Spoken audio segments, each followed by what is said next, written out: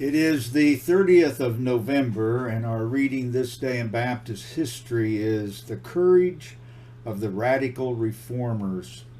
Our verse of Scripture comes from Joshua chapter 24 and verse 17.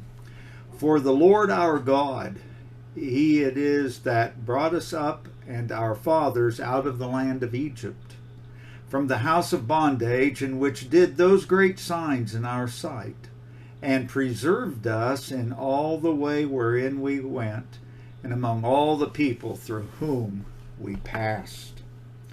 The 1520s were momentous days in the religious world.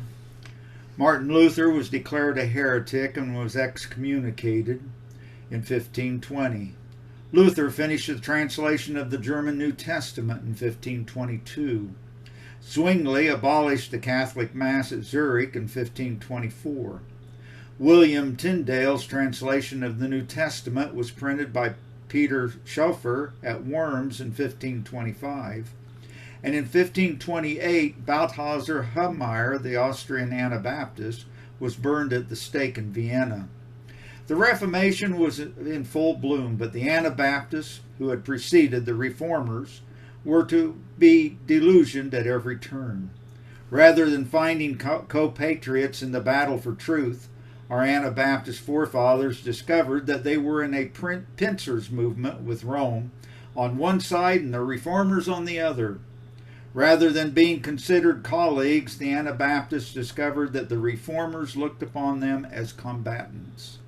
On November 30th, 1525, the following proclamation against the Anabaptists was published in Zurich by the Zwinglians, and I quote, Therefore we ordain, and it is our will, that henceforth all men, women, young men, and maidens abstain from rebaptism, and from this time practice it no more, and that they bring their children to be baptized. For whosoever shall act contrary to this public order shall, as often as it occurs, be punished by a fine of a mark of silver, and if any shall be altogether rebellious, they shall be dealt with severely.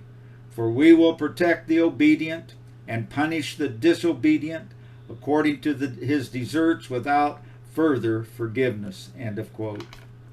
5 years later, harsher measures were adopted and proclaimed, and the death penalty was assured. In part, the edict professed, and I quote, We will punish the Anabaptists with death together with those who sanction or follow them. End of quote. The Anabaptists became the target of such inhuman abuses as defied description from both Rome and the Reformers.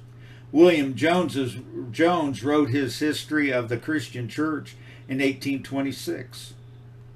In his first volume, Jones presents a fascinating section that reveals the diabolical, debauched, depraved treatment of our forefathers. And I quote, They were publicly whipped, drawn by the heels through the streets of cities, racked till every bone of their body was disjointed, had their teeth beat out, their noses, hands, and ears cut off, sharp-pointed spears run under their nails, were tortured with melted lead thrown on their naked bodies, had their eyes dug out, their limbs cut off, were condemned to the mines, ground between stones, stoned to death, burnt alive, thrown headlong from the high buildings, beheaded, smothered in burning lime kilns, run through the body with sharp spears, destroyed with hunger, thirst, and cold thrown to the wild beasts, broiled on gridirons with slow fires, cast by heaps into the sea,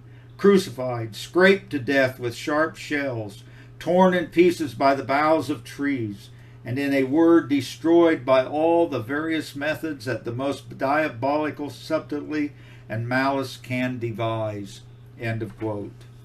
The Baptist historian Thomas Armitage quotes from town records where martyrdoms by burning were held.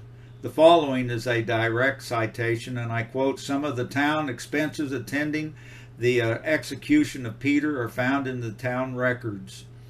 Paid to Master Carnegie for burning Peter Sager, 20 shillings. The fuel must have cost a large amount, as 12 wagon loads were used. Side by side with this fiendish record stand two charges. 28 measures of wine for the dance at the courthouse in honor of the Count of Zil. End of quote. As children of God, we cannot harbor malice within our hearts. The attitude of God's children is to be that exhibited by Stephen in his martyrdom. He cried out, "Lord, lay not this sin to their charge." However, when we consider the price that our Baptist forefathers have paid to provide us the freedom to worship God according to his precious word and the dictates of our own hearts, we are faced with a wonderful legacy of truth that is ours. We dare not carelessly dissipate truth by amalgamation with error. Only ingratitude could allow us to enter into ecumenical endeavors of the day. Surely we must stand in a position of separation, both unto God and away from error. Our answer to Jehu's question in 2 Chronicles 19:2 must be that we will not help the ungodly, nor serve with them that hate the Lord. To God be the glory.